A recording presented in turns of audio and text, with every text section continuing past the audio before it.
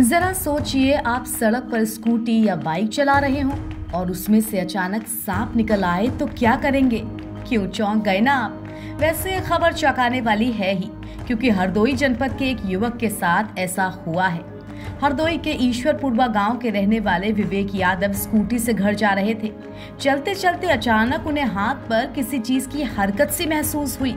उन्होंने अपने हाथ की तरफ देखा तो होश उड़ गए। वो एक सांप था। जैसे तैसे उन्होंने अपनी स्कूटी को साइड स्टैंड पर लगाकर खुद को वहां से दूर किया। लोगों ने जब स्कूटी से दूर भागने की वजह पूछी तो उन्होंने कहा कि स्कूटी में सांप है। अब ये सुनकर आसपास के लोगों में भी हड़कंप मच गया।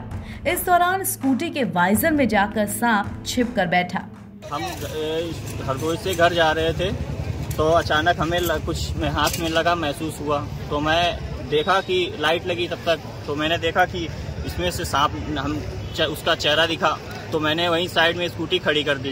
अच्छा, किस तरह से इसका फिर रेस्क्यू किस तरह से निकाला गया? फिर वहां से मैं भीड़ ज्यादा होने के कारण वो निकल नहीं रहा था, तो मैं स्टेशन में आया, स्टेशन साइड, तो वहां पे कुछ लोगों ने साथ में निकलवाया दिया।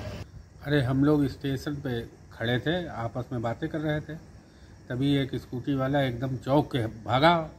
तो हमने कहा क्या हो गया?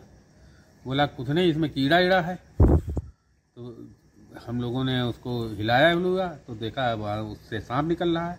तो फिर डंडी ढूंढी गई, डंडी से ढूंढ के उसको हिलाया गया, डाला गया, तो भीड़ एकदम इकट्ठा हो गई। तो भीड़ देख के सांप निकल नहीं रहा था। फिर जैसे तैसे सांप निकाला गया।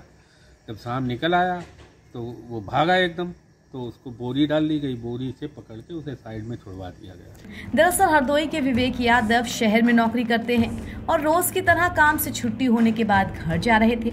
रेलवेगंज के चौराहे के पास उन्हें स्कूटी में कुछ हरकत सी महसूस हुई, जैसे उनके हाथ से छूकर कुछ गुजर गया हो। यहाँ स्कूटी के हैंडल में बैठकर सांप आराम से सफर कर रहा था और यहाँ पर सांप स्कूटी के वाइजर तक में घुस चुका था।